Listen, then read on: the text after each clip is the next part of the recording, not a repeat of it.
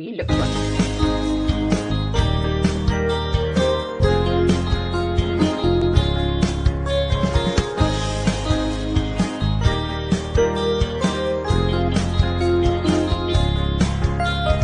Welcome to LOA Today. I'm Walt Thiessen. With me today is longtime listener, poet laureate, and Taya Master Anne-Marie Young. This is your daily dose of happy. We are so happy you decided to join us today. Anne-Marie, we've talked a few times about how there's this new aspect, this new sub-part of the psychology field that has emerged over the last 25, 30 years called the positive psychology field. Yeah. And it's fascinating. And we've had good conversations about it. We've had people who have talked about it quite a bit and so forth. We haven't had a graduate yet until today, because our guest today, Dr. Wendy O'Connor, studied at the University of Stanford in positive psychology. And she's going to be one of the very earliest people to get the degree. I mean, that's pretty cool. That is amazing. It's pretty cool. Actually, funny enough, my studies in positive psychology came after my clinical degree. Is that right? Actually, yes, because my degree was in general clinical psychology. But then when I went through a trying period of my own life, I came across positive psychology and became extremely interested in it because it was a time of survival, not thriving in my own life. And I knew there had to be a methodology for how people can get out of this place of surviving and going through the motions and getting more into a place of thriving. And there was the science of happiness. The thing that always caught my attention where the positive psychology is concerned is that the gentleman who kind of got the whole thing started, Dr. Martin Seligman, did so as the president of the American Psychological Association immediately after writing a book about learned helplessness, which I mean, that's just one of those bizarre things. Right. I don't know about you. Anne-Marie, I don't know if you've ever read the book. I read like first half of the book. And like I said, I got halfway through the book and I couldn't continue. I was so depressed just from what I was reading in the book. And I kind of wonder if Dr. Seligman had the same response, that his own subject had just kind of depressed him so much he had to like turn the whole thing around. And so he launched his positive psychology movement when he becomes president of the APA. I feel like now I'm concerned that we needed you to finish the book so that you learned how to get out of the state of learned helplessness. Well, fortunately, that was about 30 years ago, so 25 years ago. So I read it right after it came out. So I think I've recovered, but hey, you never really know. I think you're doing all right. So. You've had some time, so hopefully you're back. Hopefully so. So we're having a few issues with the connection here. Let's see if we can get those ironed out. But Anne-Marie, when we were talking about the positive psychology background, we've talked about, for instance, the fact that at both Harvard and Yale, when their first introductory classes were offered, both schools broke records in terms of people applying to be in the class. It was the most applied for class ever in the history of either institution. That's how big of it. And of course, you also think about the people who attend Harvard and Yale. They're the high pressure, top performing people, and then all of a sudden they're against everybody else who's high performing, and they get stressed to the max. It's no wonder they wanted to take a class in positive psychology. Yeah, that would make sense. But gosh, if you pass that, But it was like 1,200 people who signed up for the first class at Harvard. That's incredible. I mean, that's like 1/5 of the entire population. Wow. It's insane. So Dr. Wendy was very lucky to get in, and it's just incredible how, and then it's just kind of taken off ever since, to the point now where, and Dr. Wendy, I'm going to be curious about your take on this, but my take, just kind of looking from the outside, is that it's made tremendous inroads, yeah, but that's a new word, inroads in the field of psychology, but it's still resisted, particularly by the people who are more into the abnormal psychology, and they're like grudgingly letting it in, like, okay, well, they got a good point there. Okay, they got a point, but there's still a lot of resistance. Do you see that? That's what I see from the outside. I haven't seen that. Where I've seen the resistance, which I find interesting, is in the general population. So the funny piece is everyone's desperate to get into a free course on how to be happier. Everyone's desperate to buy the next trendy, gadget or device or just weighted vest or whatever it is to be happier, healthier, desperate for those solutions. Mhm. And then at the same time, when it comes to something like, here we have positive psychology, we have a science of happiness, here's how you actually create true happiness. And the resistance is more so from this perspective of, oh, that's like wishful thinking, Yeah. Pollyanna approach to life. Oh, okay, just tell me to be happy and grateful. And it's funny because that's the resistance I see, is more of this like, oh, positive psychology, like that sounds fluffy. That sounds like woo. That sounds like not something that's actually going to change my life. It just sounds like I'm supposed to just dismiss all of my concerns, dismiss my sadness, dismiss my fears, and just be happy. And that's not what it's about. So that's the resistance I've seen, but I haven't seen kind of the begrudging acceptance of it. Right, because woo absolutely has no impact on anybody's lives. We have a whole bunch of years on that one. So, but the other piece to it that I find to be absolutely fascinating is not only did Harvard and Yale have record-breaking experiences with their first launches of their intro classes, but the class offered by the professor at Yale, I can't remember what her name is, but her class she ended up putting online. And last I saw, 500,000 people had taken the class online. Yeah. You know, I mean, I doubt you could take another Yale class of any kind, post it online, and get those kinds of numbers, because they just, you know, like, oh yeah, another Yale class. Not this one. This one just took off. I mean, it's been used in corporate cultures. It's been used in foreign countries, in poor countries, poor cultures. It's all over the world, and it's been downloaded in places like Iran and Pakistan and Afghanistan, and usually against the will of the authorities, but they aren't really up to date on how to stop it entirely. So it kind of gets put out there anyway. It's amazing how far this thing has gotten. And It is amazing. It's only like 25 years in. What happens in 100 years? That's what I'm kind of curious about. Yeah. But well, in 100 years, we'll have some new research to update the course, yeah, and to get people to another level of fulfillment and flourishing. Exactly. Yeah. So tell us about your experience and how you got into it. I mean, what you kind of touched on what your motivation is, but how did you hear about it? It was really back to this time in my life where I had been practicing as a clinical psychologist in private practice for a number of years. Mm-hmm. I then had 3 daughters very close together. So I had my first daughter when she was 6 months old. I was pregnant with twins. Wow. And so we had 3 daughters under 2. Wow. And as you would imagine, life became very different going from 1 to 3 that quickly. I had 2 thriving practices. Things looked really like the epitome of success from the outside. I had a happy marriage. I had 3 beautiful babies. I had a very successful career. And on the inside, it felt very different. It felt like I was burning out. I couldn't keep up. I did all the right things. Why is this is what it's supposed to be? This is as good as it gets.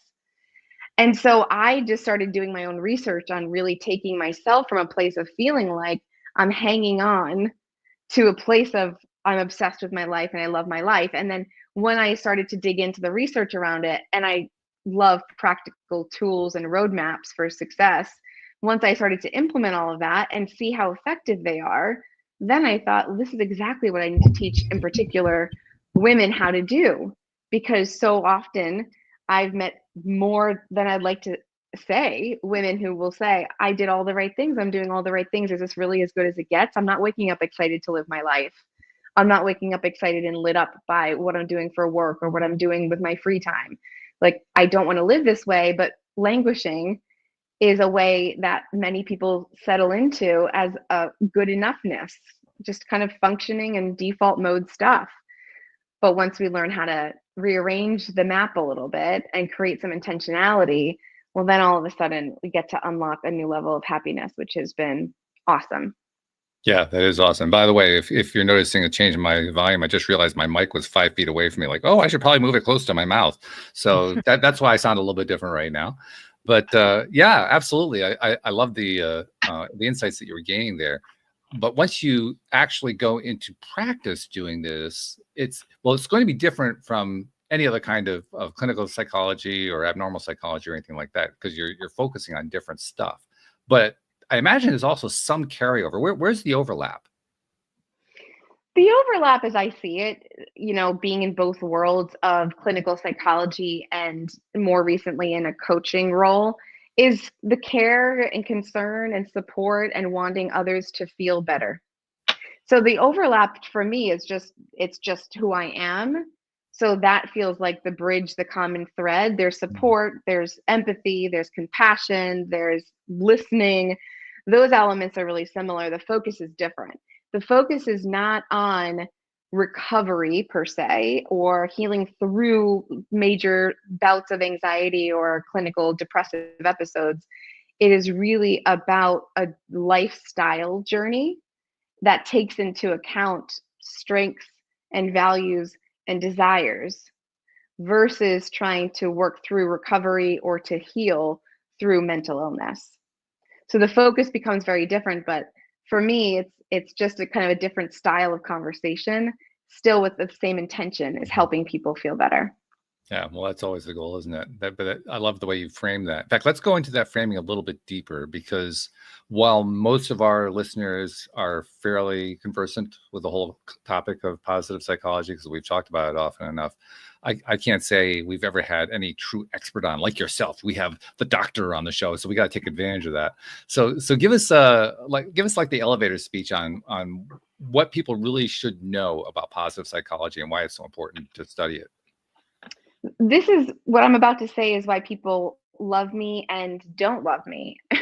Because you have a lot more control over your happiness and your ability to live a fulfilled life than you tell yourself you do. And there's the camp of people who love to hear that, and those are the people that hire me, because they're like, thank you, I thought that I would have more control, I just don't know the tools and I don't know how, like, help me with the how. And then there's the camp of people that will just say, you know, okay, of course she says that because she's a happy person, or of course she says that because she's wired differently, whatever it is. And the excuses / just belief system is so locked in to identity that they don't see that there's actually as much control. They see themselves as some victims of learned helplessness to a certain degree.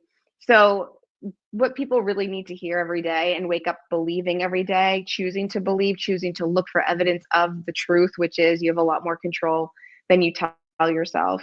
We hold ourselves back every single day because of the stories in our minds, and what we tell ourselves is true about who we are and what we can and can't do, and what we're meant for, and what we are worthy of. And as soon as we start to challenge those beliefs and we start to challenge the identity piece of who we actually want to be versus who we have historically seen ourselves, that's when all of a sudden we have all of this ability to make some major, major shifts in our lives.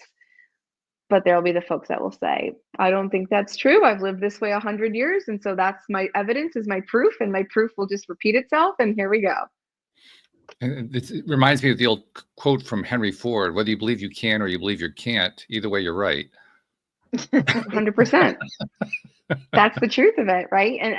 And that's what we, and as running a happiness podcast, you will be and have seen people all the time that you witness get in the way of their own happiness. And it's like, you want it. You're millions of people enrolled in this free course. You want it.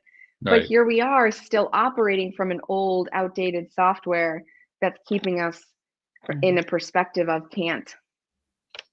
I was having a conversation with a friend shortly before we did the podcast today, and she had not heard of positive psychology. She wasn't aware of what had happened there.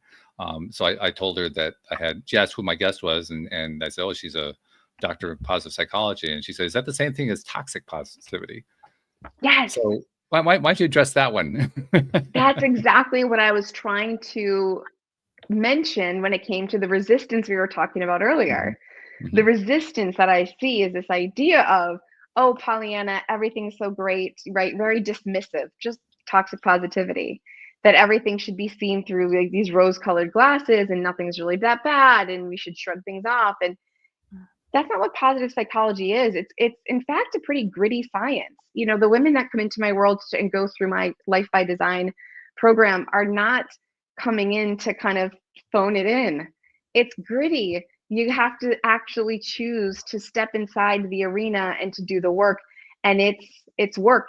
I can't call it anything else. So there is this misconception of, oh, positive psychology is just this kind of light, toxic stuff that just makes other people feel bad for feeling bad. In reality, it actually is pretty intense work that we're doing.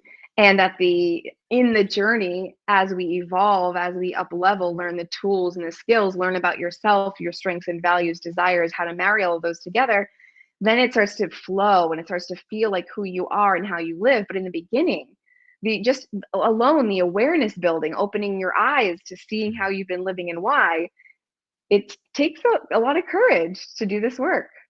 Oh, sure. Yeah. And well, carrying on with the idea of the Pollyanna and so forth, like Pollyanna is a bad thing, which tells me that anybody who says that hasn't read the book Pollyanna. But nevertheless, put that aside for a moment. I kind of have an objection to the term toxic positivity because there's nothing positive about what they're talking about with that term. So why do you put the word positivity in there? Well, I think they do it because one of the things that kind of gets pushed by those who push a toxic positive approach is that you should behave positive even if you're not feeling positively, that you should fake it till you make it. And what they often end up being is in a place of being stuck in fake it. They never get out of the fake it mode. I mean, if fake it till you make it, you can actually get to the point where you make it, great. But if you find that it's not working that way, stop, because all you're doing is ingraining exactly the opposite of what you want to ingrain.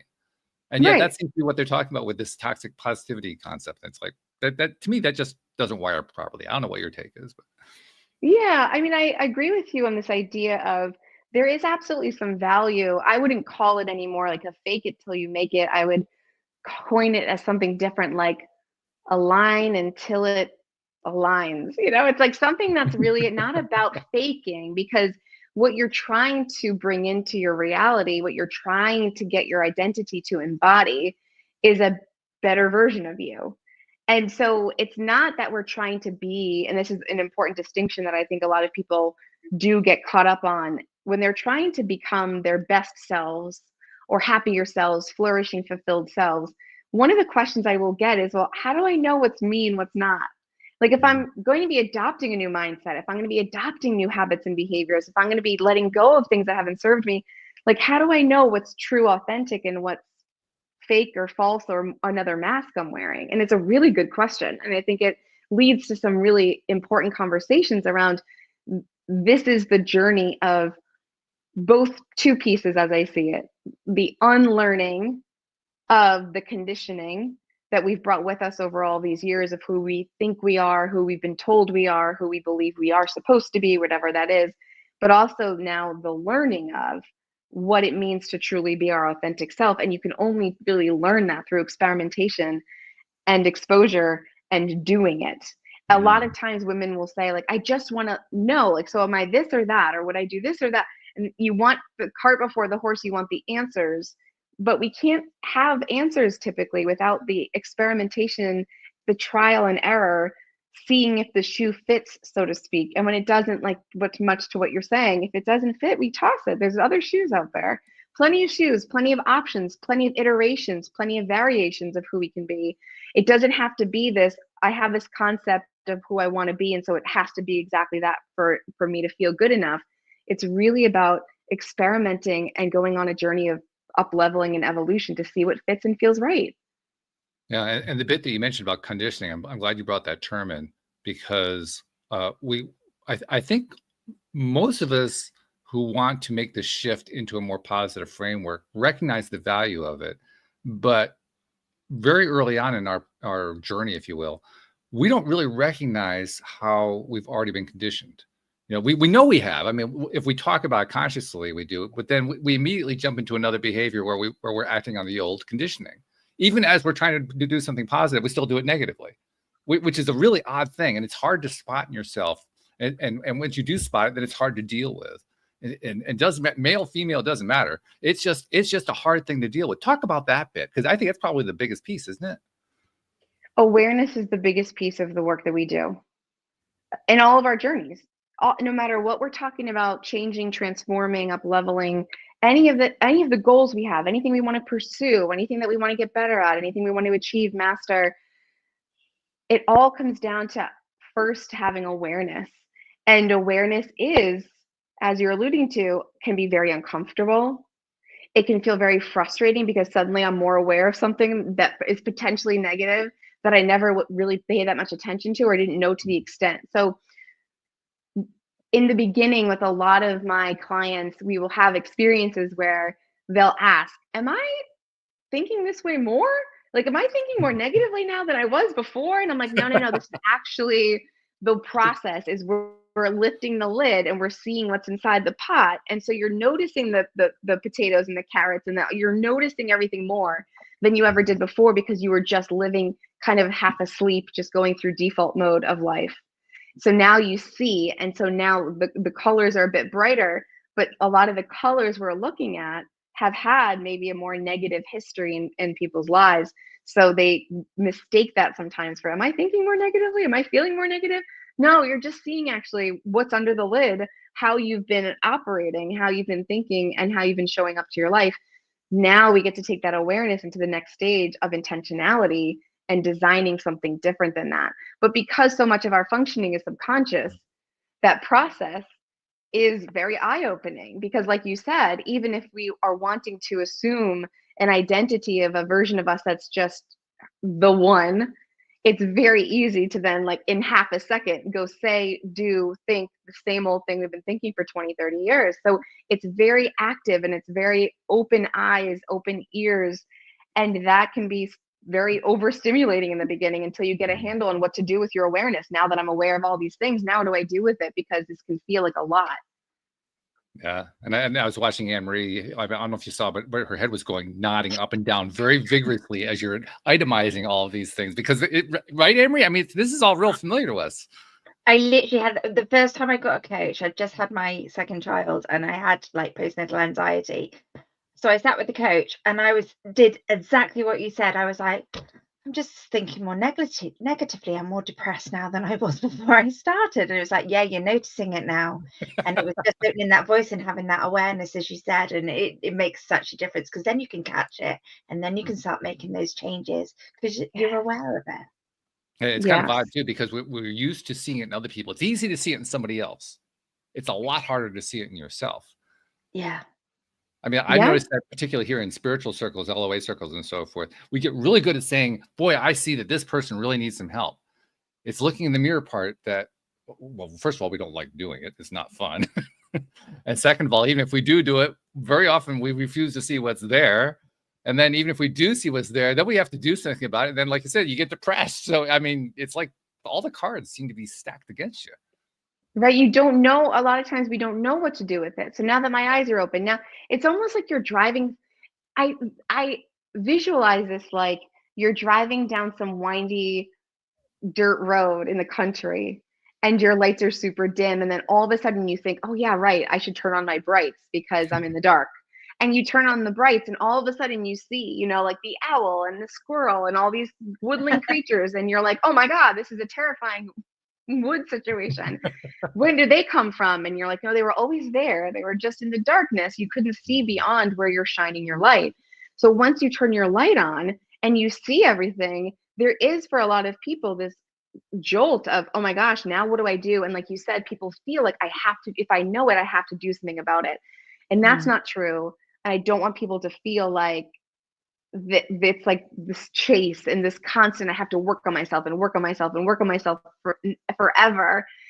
It's a choice. We get to choose. You get to look at what's shining under that light and say, what pieces of this do I want to be different or better? What pieces of this am I at peace with? What pieces of this am I not at peace with, but I actually don't care enough right now to do a damn thing about it? Right? So we get to really see the ingredients and then look at the ingredients and decide what we're going to do with them. And it doesn't have to be because we see it now we have to do something. So I think that actually really can intimidate people from doing the work, right? And that's why we kind of keep our blinders on and kind of stay staring at the ground and we live on default and repeat patterns so often. It's because we don't even know what we would do with all the information. And then we feel pressured that we have to work on ourselves or we won't feel good enough. And that's not necessarily the case. Yeah, well, the pressure is also an important point. I mean, going back to the analogy of the headlights out on the road, you turn your headlights on. There's also social constraints where the headlights are concerned because if another car is coming the other way, you're supposed to put the headlights down.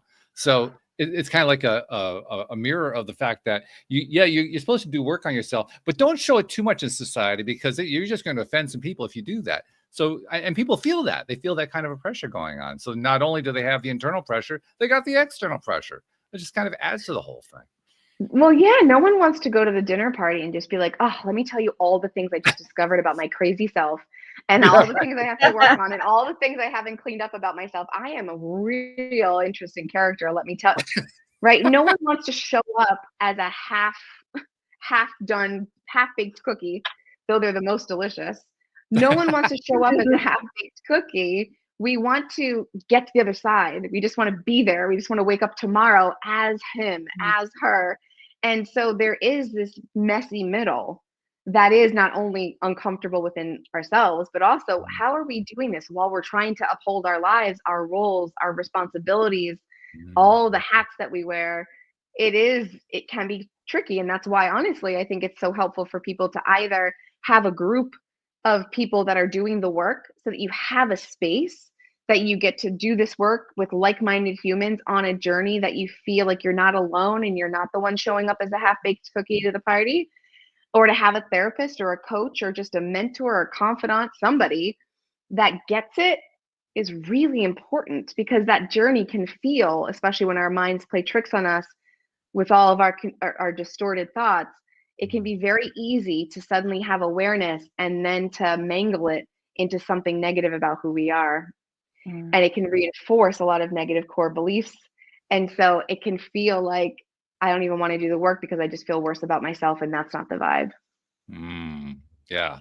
Yeah, you can just feel it just saying that. I mean, the vibe just comes right through. It's funny how that works. Just like any kind of therapy, you go down before you go up. But I think what I like about positive psychology is, and a lot of people think you're just putting an act on and that you suddenly see it, you just got gratitude for everything, but actually you're doing a lot of work on getting to know yourself and what your values are and what you want to achieve. So I think it's just making a new friend in yourself, which I think is always a wonderful thing to do. I agree with that. And I think that if we change the language a little bit, there would, I think, feel like less resistance. If we love language like high performance, we love language like that, which is still doing the work. It's still holding yourself to a higher standard. There's still a lot of discipline and dedication and follow through that's involved with that, but that's looked at as a positive. We could change the language around positive psych and just be like, this is really the practice of optimizing ourselves. So whether that comes from connecting more with what we're really naturally good at, whether it comes connecting more to what's meaningful and valuable to us in terms of our values, or we think about just truly living a life from a place, a well of what we really want and desire. Now it's not like I'm just going to slap on a smile and be cheerful all day. It's actually seeing that this work is the foundation for everything else that we experience in our lives. And so a lot of the reason that people will wake up and say, is this really as good as it gets, is because that foundation was never laid. That foundation was never built. We just followed the motions of what we were told to do to have success, or what we were told to do to have happiness. We need to get a good college degree and a good job and an apartment, and then we need to get married and have 2.5 kids, and we need to have a house, and don't forget the picket fence, and don't forget the crock pots, and don't forget. And we do all the things, and you're like, yeah, like, look at my Instant Pot dinner tonight. And then we're like, what? How am I not happy? Isn't this what I was told makes us happy? It's like, yes, you were told this, but this is the wrong roadmap. And I'm sorry that you were never taught that, which is why I get a little worked up and activated on this conversation, because I keep picturing in this moment when I talk about it this way, that we really need to be teaching our children how to design from the foundation up happiness and health and wellness from within. And we don't. We just let everyone go through the track and kind of get spit out the pasta maker. And then you land thinking you're this fully formed, cute pasta. And you're like, I taste disgusting. What's the problem? I think it's the first time I've ever been compared to pasta on the program. Okay, well, that's a new one. I like that. No, but it's really, really important stuff. You mentioned something else too that I want to bring in. You mentioned working with other people. And one of the things that always occurred to me where the abnormal psych and clinical psych and behavioral psych were concerned is they all have their own variations on group therapy, group work. but from what I saw in them, yeah, there was progress that was made, but there was a lot of stuff that actually seemed to work against the progress just because of the nature of what they were talking about. It always occurred to me if there was something that was what we now call positive psychology and people were doing that in group, that would actually be more effective. What I don't know is whether my theory is correct. So I'm looking for validation here. Am I on the right track? I have no idea. I don't know. I mean, I know from the side of group work in a coaching model with positive psychology and the work that I do, the power of a group is infinite. Like, it is so impactful. And it's funny because I have a lot of people that will come in to my world and feel very strongly about doing one-to-one work, but be so nervous about a group and really feel resistance around a group and not want to share in a group. And then those who come into the group are always saying, I can't believe how valuable this was because I'm not alone. And because just her story is exactly how I feel, but like, I never thought of it that way, or I didn't say it like that, or I didn't. And so this whole idea of like, we're coming together to rise up collectively through the context and the nuances of everyone's individual life dynamics, beliefs, mindset, all of it, it's exponentially more powerful, in my opinion, than a lot of one-to-one work. So on the other side, when I say I don't really have any idea, I never really did much group therapy. That was not something that I enjoyed in graduate school. So I never went into that. And part of my career, I loved one-on-one. I worked with couples for a while. But I will say, from the coaching lens and the positive psychology, strengths-based work lens, group work is just, it's unbelievable. And I see women making so much progress so fast because there's also this collective energy of like, we get each other and we want this for one another. And so she's doing it, so I want to too. And it's like the opposite of like a comparison trap. It's like this activating energy to follow through more consistently because you know you're part of something that means optimization, that means more of the good and less of the bad. So it is very powerful in this side of the world. Mm-hmm. And it makes sense too I mean, this show was originally about the law of attraction and the spirituality surrounding that. And then after a couple hundred episodes about law of attraction, we figured we had that covered, so we had to expand it. But the point is, there is that piece to it. And that piece was one where a major lesson was, a major message was, when you connect with somebody else in a positive way to try to attract the kind of life you're looking for, you're going to create a multiplying effect. It's not just the two energies that are involved, but the two energies kind of create an exponential effect just by interacting. And I kind of think from what you're saying, that's really what you're describing is happening in the group, the group meeting or the group therapy situation when they're focused on the positive psychology. It's really how can I think? I want to think about this in a way. You will see people on social media who create perceived success, wealth, joy, love, all the things. And what's happening behind the scenes is happening, whatever it is. But as soon as you meet someone in person that has what you want, all of a sudden, this generates something very different within us. We can watch somebody online and say, oh my God, that's amazing. And I wish that was for me, or I wish I was that person, or and you can see it, but it's so removed from your reality, your immediate sense of what's real and what's possible. But then you go out to lunch with some girlfriends and someone says whatever they say, and you are like, she actually did it. She actually has it, or she actually got there, or now all of a sudden what's ignited in me is that possibility. It's not just some stranger on the internet or somewhere. This is real. I could have it too. If she can, so can I. And that's what I believe the energy is that gets to be this incredible ripple effect in group work. And in my mastermind in particular, is that you see this click for people. You see it click because it's not just this anonymous human that seems to have it all together. It's literally the person right on the screen with you, living life as you are living it, and they did it. And now you're like, oh, okay. Like, now you just like raise the bar. Okay, I thought maybe I could like really wish for it, but like not do it.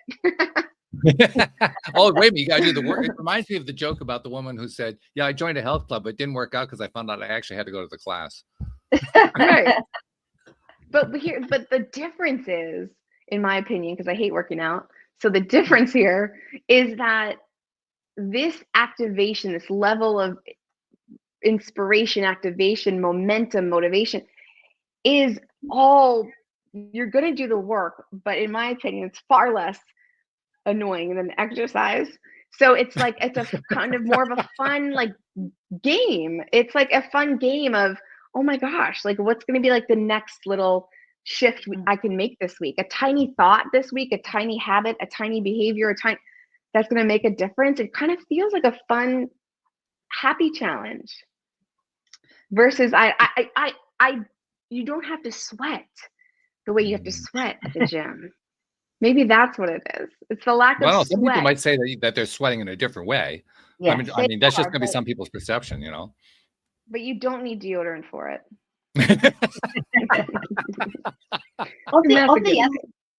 On the other side of like coaching, something that I've enjoyed, because I do like going to the gym, but my coach is also quite into positive psychology, and something I like it when we're on our coaching calls is the fact that something will go and I'm going, oh, that's triggered me. What's that about? And rather, I quite find that quite interesting because it's like, oh, I'm learning something else about myself, and that's something else I can take off my list then because it's brought it up, listening to somebody saying something. I'm like, oh, what's that about? Interesting. We'll say more about that. Yeah, say more about that. That's interesting. I want to follow you on that train of thought. So it could just be somebody says something in joke or just say something and it might trigger something from my childhood. I know somebody said something, I can't remember what they said, but it triggered in the fact that when I was 11, I'd been babysitting with my mum, came back and my dad was on the floor and he'd had a stroke. And it's just suddenly brought all that emotion up and I was like, oh, that's triggered me. It showed me that I needed to just go and do a little bit more work on that. And I just find that because that's just getting more stuff out of me. Yeah. Moving through it, processing it, making sense of it, understanding how those things, and a lot of the work that I do is not huge into childhood past history stuff. But what I do always say is that what does come up is relevant. And so as soon as something comes up is a reaction to your environment and to something you hear or feel, it's always worth exploring. There's something there that you don't have to, but you could open up a little bit more and you could see what's under the lid of that idea, this memory or this feeling or this concept. What's there? And is it something that I want to do anything with? And you may have had that same memory and just thought, I'm not interested in opening that one today, but like, that's good to know for someday. But you can also have these moments where you just say, oh my gosh, I didn't even realize that, but look at how that's connected to my life because I realize just this instance or just this memory has affected me in these ways. And all of a sudden you connect dots, and those dots are awareness. And that awareness again gets to turn into intentional living moving forward in a different conscious way.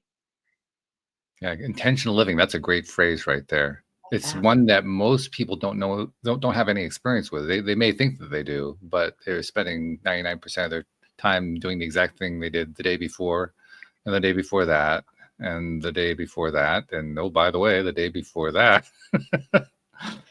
Intentional living, that takes some effort. You have to actually make some changes in order to have that happen. That's right. But it doesn't have to be major. It doesn't have to be intimidating. Doesn't have to be an overhaul. I think that's another reason people feel some resistance to opening the hood, lifting the lid, is this idea that my whole life is going to need an overhaul. And I don't have the capacity for that. I don't have the time, the energy. I don't even know where to start. I don't have the roadmap. And so it's just like, keep the lid shut then. Let's just do it, right? Like let's just do life as we've been doing it, because that comfort, that familiarity, it feels way less threatening to us than the idea of opening up the hood and doing some work and tinkering around in there. Yeah, that comfortable zone, and just that area of comfort and safety that isn't comfortable at all. It's amazing how it trips us up over and over and over again. We just want to be comfortable, and the comfortable doesn't get us there. No, but it does feel like it's protecting us from something worse. Mm. And Yeah, so because- it's the place that I call the comfort zone, the dream graveyard. Yes. I can't even bring myself to call it the comfort zone because there's nothing comfortable about it. So I call it the familiar zone because I know it's familiar, but I just don't buy into the comfort part. It just doesn't work for me. Yeah, I can see that. Yeah. So you mentioned the masterclass, and I love the title of it. Talk a little bit about your masterclass, and you got one coming up pretty soon, don't you? I have one coming up, and I'm so excited because I'm one of those people that gets very excited around the clean, fresh slate of a new month or a new quarter or a new year or a new week. And so I created a masterclass for people who feel like I don't want to coast through the end of the year. I don't want to hang on or survive it. I don't want to settle. I want to end this year feeling really powerful, unstoppable. I want to feel like momentum has been built. I want to feel like progress has been made. Visible results are already happening in my life. And some people will call this time like the second new year. People get pretty excited about the September to December period of the year because they're like, oh, it's the second new year. Like this is something that feels big. And the way I like to look at this segment of the year is that when we intentionally design the final few months of the year, it sets you up for such a beautiful, smooth transition into the new year. And you don't start with everybody else on January 1st trying to create goals and trying to get started from zero. You already have the ball rolling. You're already 16 chapters ahead. And it just feels like you already crushed it. And now we get to just maintain it into the new year. So I created a master class called the Fierce Finishers. And it's really, I will be teaching the science of happiness, how to utilize the science of happiness for really taking ownership over your final few months and feeling incredible by the end of the year. And give us, I mean, I don't want to take away all the content, but give us like a taste of, what's some of the science behind this that it's useful to know. So we're going to go into a couple categories, but because I haven't yet even designed it, because this is literally hot off the press, Fierce Finishers Masterclass is literally a baby that was just born in the last 24 hours. Wow. So what will be created in this masterclass is going to be obviously the really most impactful and beneficial mindset shifts, the most impactful, beneficial habit hacks, and truly teaching people what we talked about today, which is the parts that keep coming up are the importance of and how to utilize awareness so that you're not feeling like you're noticing things or knowing things but don't know what to do with it. And the start of how to roadmap it out, like literally the map of what you're going to do with the mindset shifts, the habit shifts to create this path. We could call it the road to freedom for 2025. But I can't tell you all the secrets because they don't even exist yet. They're just marinating up here, and then they're going to fully form into an epic masterclass. It's totally free. So it'll be super fun to just have this conversation and to get people excited about ending the year strong. And for those who want to sign up for it, once it can actually be signed up for, because it can't be signed up for yet, but once that happens, sign up for it right now. Yes, you can. You guys can sign up for it right now. You'll be the first on the VIP list. You can just DM me at Dr. Wendy O'Connor on Instagram and just say, I want in. And I'll be like, I know exactly what you're talking about. I got you. And then I will be sending out an email probably within the next week or so, probably after the next 48 hours. And it'll have all the details and a more of a formal sign up process. But I'm pretty informal as it is. So you just DM me and say you want to come and I'll add you to the list. Beautiful. All right. So we gave our listeners an advance notification that the rest of the public doesn't even know about yet. They're the first to know. That is very exciting. I love that. That's fabulous.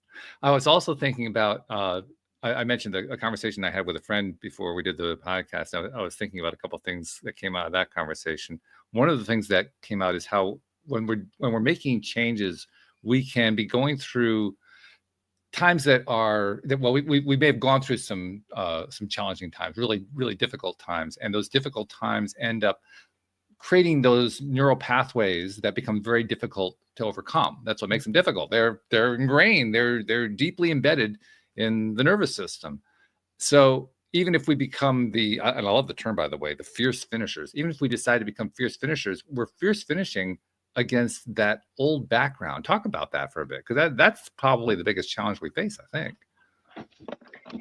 It always is the biggest challenge we face. But the way I like to think about it is that we're not, and this is where, when we talk about intentionality, that topic is a broad umbrella. Underneath that umbrella, though, are nitty-gritty details of how we show up in our lives, specifically the language we use. So when we use things like working against us and coming up against and like this negative connotation, instead of thinking about it as, yes, we have had some what fires together, wires together, negative beliefs for a very long time. They've held us back. We're going to work with them. How about we come alongside of those beliefs, and now we choose? It's like, this is how I want your audience to think about it.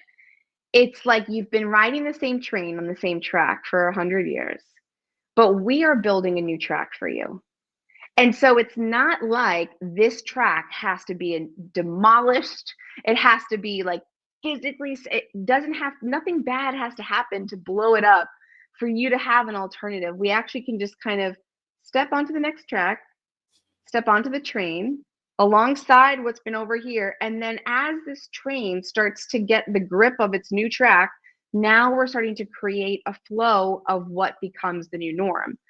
But I don't want people to think about it like it's against the grain and it's hard against the current and you're just trying to swim against the current, and it's more so like we're coming alongside what already is. We're looking at what already is. We're understanding why we've held ourselves back as much as we have. And now we are simply going to choose a new track that, yes, we're going to take the work to build track by track, but now we get to step onto this. And this is the alternative everyone wants to live on, but they think they're supposed to do the work to like blow up this train first. And you can just skip that step. You don't have to do that part. We can just we don't like blowing step over here. Yeah. You don't have to do that. There doesn't need to be any aggression whatsoever. We can just notice a thing. Oh my gosh, no wonder I've been on the same damn train all this time. Of course I have the same damn results. Of course. Is there another train? Is there another train out there that takes me somewhere else? Well, yes, there happens to be a new one being built right now. Like, let's get on it. And then let's slowly go. With the railroad analogy, you're talking about building a switch or a point in, so that you can just flip the switch, and now instead of going down the main track, you're going down the side track that goes around all that broken part of the main track and then reconnects later on. Like, okay. Yeah.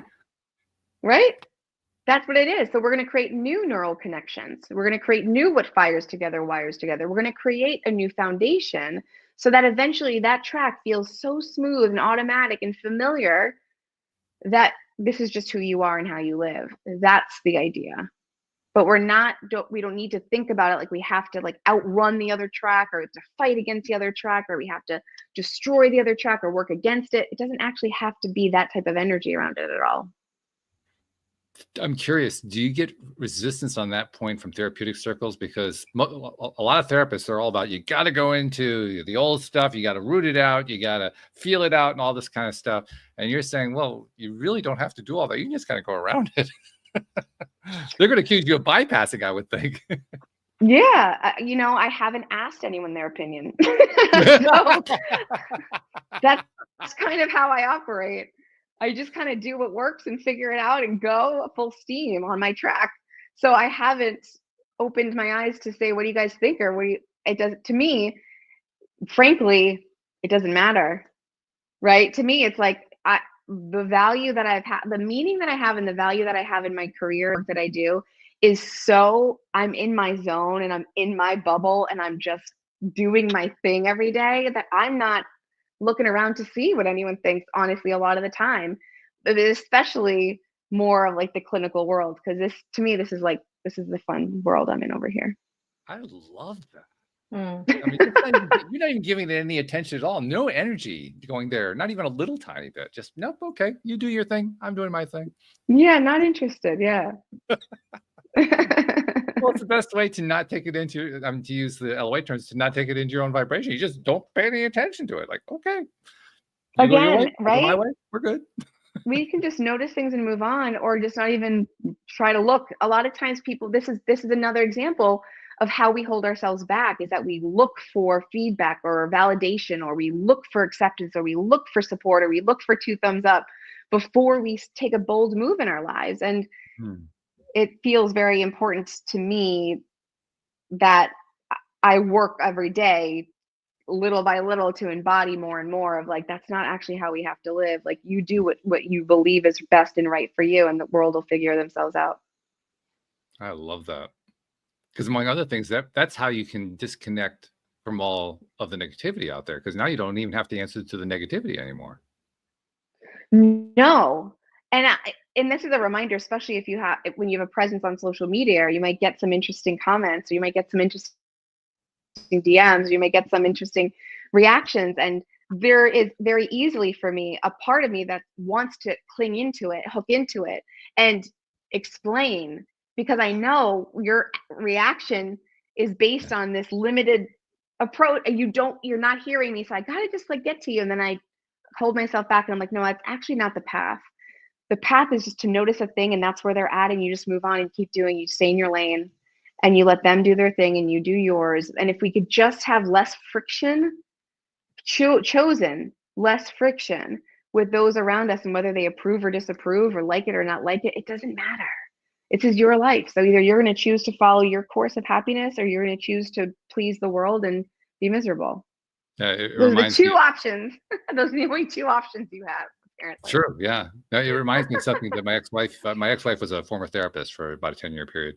And one of the things that she told me about was a method that she would use to teach clients how to stop engaging with people who are really problematic in their lives. And the way she'd do it is she'd pick up a cushion from the couch and toss it to them and say, toss it back to me. So they toss it back, she'd catch it, said, okay, now catch it again, toss it to them. All right, toss it back to me. And this time she'd let it fall to the ground. And she'd say, that's how you stop a process. You just stop engaging in it. And it's a very, very simple, but a very clear way to say, you just don't engage. You just don't do it. You just let the pillow drop to the floor. I think that's the hardest part of parenting is letting the pillow drop to the floor when you really get triggered all the time, right? There's all the things all day long that I'm just like, just breathe and create space between stimulus and response. And then sometimes I don't create space between stimulus and response. So, you do the best you can. But yeah, in an ideal world, we start to notice more and more opportunities to create that buffer and that space to actually align with the version of us we most want to be. And a lot of times our reactions, because they're so automatic and truly subconscious, we're not giving ourselves the leg up to be able to choose something different. We just did it again. Oh, shoot, I did it again. Right? Just like Brittany would say. Right. Yeah, no, that's true. Well, and Anne-Marie, I mean, we've talked, I mean, you've mentioned a few times your relationship with your daughters and the things that you've done to try to break that kind of a pattern. And you've seen the results of it, because you are able to break the pattern many times, and it produces fantastic results, sometimes beyond your expectation. Yeah, no, I'm really proud of my girls at how strong they are. And they don't get me wrong, they're completely different personalities. And one of them is I do say to her, you're kind of looking half glass empty there, darling. And, talking about her power and everything. But as you were saying it earlier, I was just thinking, my goodness, if we took it out of university and put it into primary school, what we call primary school, wouldn't that just be wonderful? Because those kids would have that power and they wouldn't know anything else.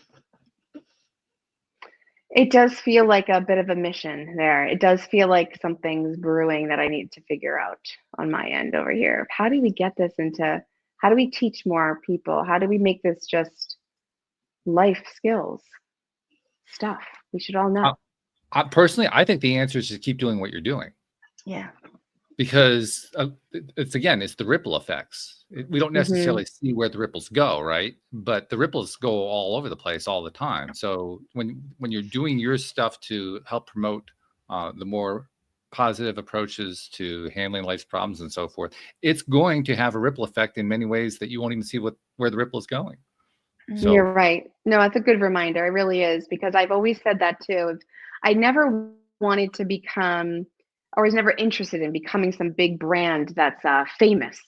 In fact, I had some really amazing invention ideas. I can't tell you what they are yet, but I've thought, my daughter said, "Mommy, you'll be famous." And I was like, I recoiled at this idea. I said, "No, please, no, that's not the point. I do not want to be famous. I'll have a spokesperson for me. Someone else will do that." I've never wanted that. I've always wanted to just, if I could just help one person today, if I could help one person today. But then I will say on the flip side, there are days like this conversation that it feels almost frustrating. Like, why doesn't everyone know this yet? Why aren't we speaking this way yet? Why aren't our kids? Why? Oh, and it's like, I wish we could make that shift faster. And I wish I could like clone versions of me and everyone else doing this type of work to just infiltrate everywhere, and we can't. And so there's this very slow burn sometimes that you're like, okay, one person at a time. It's still very valuable, and the ripple effect is there. I will have clients be like, so now my husband asks, well, what would Wendy say? And what would Wendy do? And how about Wendy would say this? And so, and the husbands and children of my clients will now have a ripple effect just from my clients going back to their world and talking differently, thinking differently, modeling differently, how to do life. All of a sudden they'll come back and tell me, "Oh my God, my kid just did this. My husband just said that. My boss just that." And you're like, "Oh, it's happening. Okay, good. Keep going." Like, keep being that person that is just influencing the world in a positive way. It's so cool. Yeah, one of my favorite stories is a guest who was on the show about a year or two ago, where she was talking about how she was trying to make some changes to her own mindset. And so she made little Post-it notes and posted them around the house with little messages to herself.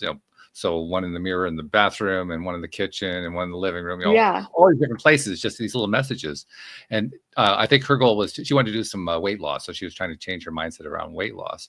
And it turned out her husband lost 20 pounds just by seeing the same note around the house. That is so funny. There's the ripple effect.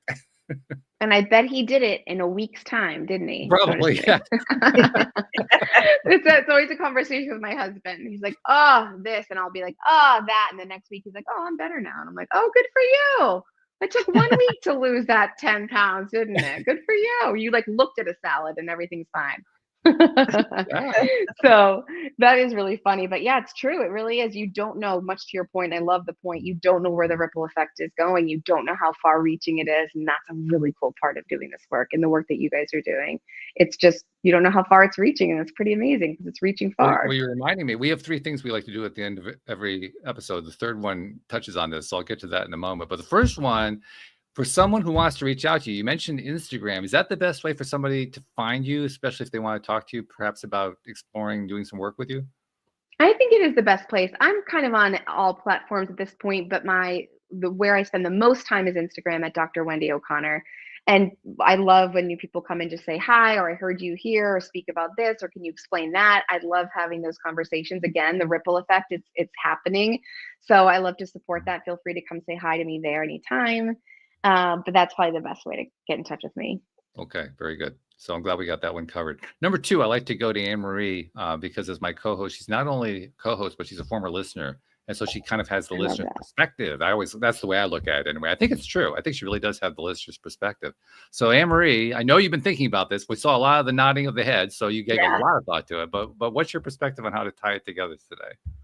I think what's kind of touched me today is just the freedom of your talk, in the fact that, well, I don't care. That doesn't bother me. And I've loved that freedom of just like, it almost gives people permission to go, actually, I don't have to worry about that. But I think the golden nugget for me today is the intentional living comment, taking that power over your life and taking those actions to achieve it. But actually, those actions don't have to be big to have an impact. That's beautiful. Absolutely. Yeah. You can see why I like to have her do this, because she's good at it. Yeah, very good. I love that summary too. And then the final thing we'd like to do is something I noticed a few years ago that ties into that ripple effect that we were talking about. Because now that we do all this stuff with social media, and we can do these Streamyard things where you're in California or wherever you are, and I'm in Connecticut, she's in the UK, and we treat it like it's normal now. 30 years ago, this was impossible. Now it's every day. We were able to, people who want to write books, they can get published by others, but now they can also self-publish. So there are people putting out books like crazy. There are people putting out courses like yourself. People are offering coaching. People doing all kinds of stuff, and they're sharing with as many people as they can find. They do the podcast to explain their stuff there and so forth. They're just doing everything they can to get the word out, to share as much information as they can, to share the tools the best they can, which is what you're doing as well. But the thing I noticed is we have a gap in there. That ripple effect, that darn ripple effect, produces a situation where people we've never heard of, people who we'll never meet, we'll never see, we'll never know anything about, end up picking up the material in some way and applying it in some way in their life, and they get a great benefit out of it, and we don't hear about it. And so we figure, well, there's no ripple effect going on. And I say, you know what? We should do something about that. So Dr. Wendy O'Connor, on behalf of those people you've never met, never seen, never will meet, never will see, who you've been helping in ways you didn't even know about, on their behalf, thank you for what you're doing, because you're making a difference in this world. Thank you. That's so lovely. Yeah, I think it's very important. And since I've started doing that, I've noticed the ripple effect that comes out of that. So ripple effects come out everywhere. They really do. You're absolutely right. I love that. It's very powerful. Well, thank you for joining us. We really appreciate it. Best of luck with what you're doing. Best of luck with the upcoming masterclass that is being written as we speak. I mean, this is exciting stuff. It's exciting stuff, hot off the press. Yes, I love it. Thank you so much for having me. This was such a fun conversation. I feel like we could continue for hours and hours more, but I really appreciate your time, and spending it together was really, really nice.